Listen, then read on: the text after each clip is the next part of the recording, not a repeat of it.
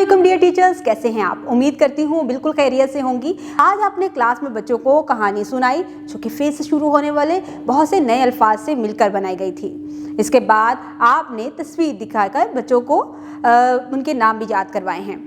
जब आप स्टोरी सुना रहे होंगे तो आपने एलईडी पर अगर स्टोरी सुना रहे हैं तो आपने बच्चों का पूरा फोकस एलईडी की तरफ रखना है और उनका अपने आई कोऑर्डिनेशन देखना है कि एलईडी के साथ है, और ईयर कोऑर्डिनेशन यानी कि वो सुन रहे हैं प्रॉपर तरीके से। इसको चेक करने का तरीका ये होगा कि आप कुछ क्वेश्चन ऐसे होंगे जो कि वॉइस ओवर के बाद होंगे, यानी कि जो आवाज़ सुनाई दे रही होगी उसके मुतालिक सवाल होंगे, और कुछ क्वेश्चन आप ऑब्जर्वेशनल रखेंगे जहाँ पर आप बच्चे से पूछेंगे कि आपने क्या क्या देखा इस वीडियो के अंदर, ताकि आपको आइडिया हो सके कि बच्चे का आई एंड ईयर कोऑर्डिनेशन था या नहीं।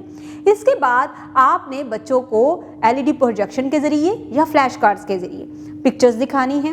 एलईडी प्रोजेक्शन पर दिखा रहे हैं तो एक बड़ी तस्वीर होगी, बच्चे उसको आसानी से देख भी सकते हैं और फिर उसका नाम भी बता सकते हैं।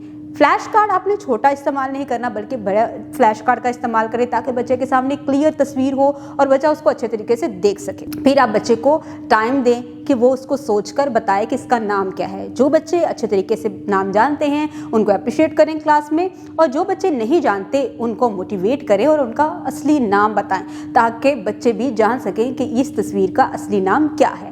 उसके बाद जब फे की शक्ल की पहचान करवा रहे हों, आवाज़ की पहचान करवा रहे हों, आधी शक्ल की पहचान करवा रहे हों, तो आपने बच्चों को बताना है कि मुकम्मल शक्ल हम हरूफ तहज्जी में लिख रहे हैं, लेकिन जब हम नए अल्फाज बनाते हैं तो वहाँ पर हम आधी अशकाल का इस्तेमाल करते हैं। फिर उसके बाद उसको पढ़ना और लिखना भी सिखाएं और स्टीम एक्टिविटीज़ के में बच्चों को इन्वॉल्व करें। इंटरेस्ट डेवलप करने के लिए बच्चों का इंटरेस्ट पहले चेक करें कि बच्चे कौन कौन सी एक्टिविटीज़ को बहुत ही खुशी से करते हैं और उसमें इन्वॉल्व होते हैं। क्लास में एक ऐसा इन्वायरमेंट क्रिएट करें जहाँ पर हर बच्चा लर्निंग मूड में हो और उस लर्निंग मूड के ज़रिए वो तमाम एक्टिविटीज़ को परफॉर्म कर रहा हो। जब आप क्लास वर्क करवा रहे हों तो आपने कोशिश करनी है कि आप वॉक एंड टॉक करते रहें। बच्चे जब क्लास वर्क कर रहे हों तो उनकी फॉर्मेशन को आप ज़रूर चेक करें कि वो डॉट्स को उसी फॉर्मेशन के अकॉर्डिंग मिला रहे हैं जो कि आपने उसको क्लास में प्री राइटिंग एक्टिविटीज़ में सिखाई है। अगर वो इस तरह से नहीं कर रहे तो उनको गाइड करें कि किस तरह से उसने फॉर्मेशन को फॉलो करना है।